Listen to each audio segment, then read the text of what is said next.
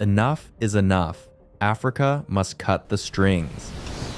General Langley of AFRICOM recently accused Captain Ibrahim Traoré, the young leader of Burkina Faso, of stealing his own country's gold.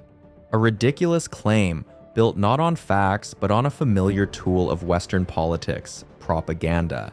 This isn't about stolen resources, it's about silencing a new kind of African leader, one who refuses to be a puppet, one who dares to say no, one backed not by foreign corporations but by the people, especially the youth who are tired of waiting, tired of poverty, tired of being exploited in their own land. Ibrahim Traoré represents a wave of bold, unapologetic leadership rising from the Sahel. These leaders, like Mali's Assimi Goïta and Niger's Abdourahmane Tchiani, have made it clear Africa will no longer be a playground for foreign militaries and foreign interests.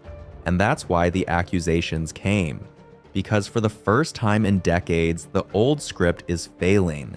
The youth are awake, the propaganda is wearing thin, and the people are rallying behind their own. But here's the question we must ask. How can someone like General Langley, who represents AFRICOM, the US military presence in Africa, host a defense summit in Nairobi, Kenya? Why are African defense ministers sitting in a room listening to speeches from someone whose very presence symbolizes a legacy of domination? Since when do independent nations need strategic direction from the same forces that staged coups, backed dictators, and looted our lands in the name of security? From 2008 to 2023, the US has expanded its military footprint to at least 29 bases in Africa under AFRICOM. Yet, in that same time, terrorism, instability, and foreign-backed political interference have only increased. Where is the progress? The truth is, Africa is not poor. We are the richest continent on Earth. We hold over 30% of the world's mineral reserves, 90% of the world's chromium and platinum, 40% of global gold, and 60% of cobalt reserves used in phones, electric vehicles, and advanced tech. And yet, the nations extracting these resources call us third world.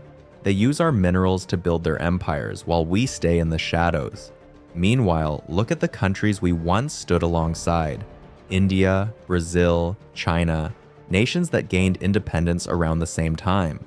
Today, India is the world's most populous country, a tech superpower. Brazil dominates agriculture, aerospace, and renewable energy. China, once considered a poor developing country, now builds satellites and controls global supply chains. Africa, still told to wait, still called developing, still begging for aid from the very nations that take our wealth and then sell it back to us. We say we're independent, but who writes the policies we follow?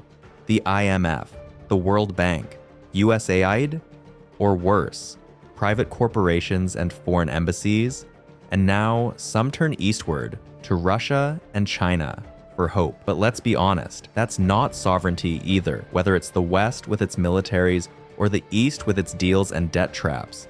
None of them truly want Africa to rise. They want access. They want our ports, our minerals, our markets, but not our freedom. We need to break this cycle. Africa must stop choosing between East and West and start choosing Africa. It will be hard. There will be a struggle, but struggle builds nations. We've already endured 60 to 70 years of being left behind. What is 15 or 20 years of sacrifice for a future where our children walk freely, speak proudly, and lead globally? Let's not be fooled by summits, grants, and empty speeches. We cannot let the likes of General Langley, who represents military power, not African dignity, lecture us on how to rise. History has shown us that no empire gives up control willingly, but history also shows us every empire eventually falls.